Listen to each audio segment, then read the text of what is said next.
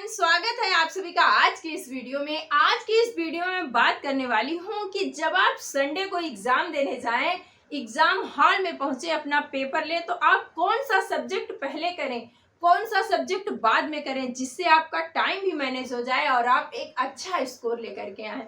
कब आप अपने ओएमआर को फिलअप करें और कब आप क्वेश्चंस को सॉल्व करें। तो सबसे पहले मैं आपको बता दूं, सबसे पहले आपको जब भी पेपर मिले तो आप अपना सीडीपी वाला पोर्शन करिएगा, क्योंकि सीडीपी जो होती है ये थोड़ी इजी होती है। बस कुछ मेन टॉपिक ऐसे हैं जहां से बार बार क्वेश्चन पूछे जाते हैं। जब हमने भी एग्जाम दिया था तो इसी बेस पे दिया था। उसके बाद आपको क्या करनी चाहिए, सेकंड पे ईवीएस करनी चाहिए, क्योंकि ईवीएस जो होती है पेपर 1 की वो भी इजी ही होती है। तो इन दो सब्जेक्ट को आपको करना है। पहले आपने 30 क्वेश्चन सीडीपी का किया, उसके बाद क्या करेंगे, 30 क्वेश्चंस के अपने ओएमआर फिलअप कर लेंगे।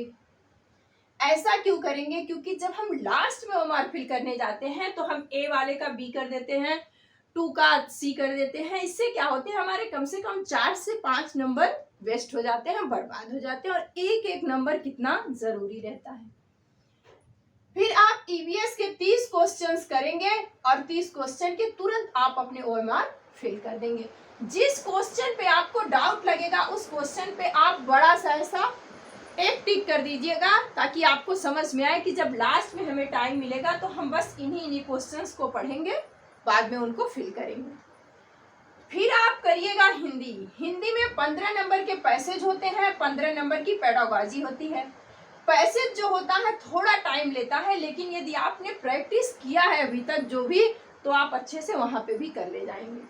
उसके बाद आती है सेकेंड लैंग्वेज, जो कि थोड़ी सी टफ होती है, यदि आपने इंग्लिश लिया है तो या संस्कृत लिया है तो।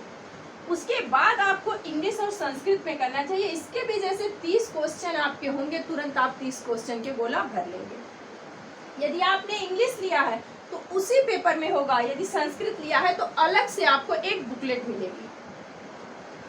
फिर लास्ट में आप क्या करिएगा, मैथ इसलिए बोलती हूँ क्योंकि मैथ के थोड़े क्वेश्चंस इजी तो होते हैं, बट कुछ लोगों को वो भी नहीं आता है और मैथ के क्वेश्चन थोड़ा टाइम लेते हैं। तो आप लास्ट में इन सेकेंड लैंग्वेज को और मैथ को करिएगा। इन सब्जेक्ट को यदि आप पहले कर लेते हैं और इतना ओएमआर फिलअप कर लेते हैं तो अच्छे से आपके पास टाइम भी बचेगा और आपका पेपर भी सॉल्व हो जाएगा। बस यही चीजें आपको हमको बतानी थी कि आप इस तरह से यदि करते हैं तो आप अच्छा स्कोर कर पाएंगे। और जो भी पढ़ा है आपने वो पूरे विश्वास के साथ जाइएगा, बिल्कुल भी हिचकिचाइएगा मत, क्योंकि विश्वास जो होती है ना वो बहुत बड़ी चीज होती है।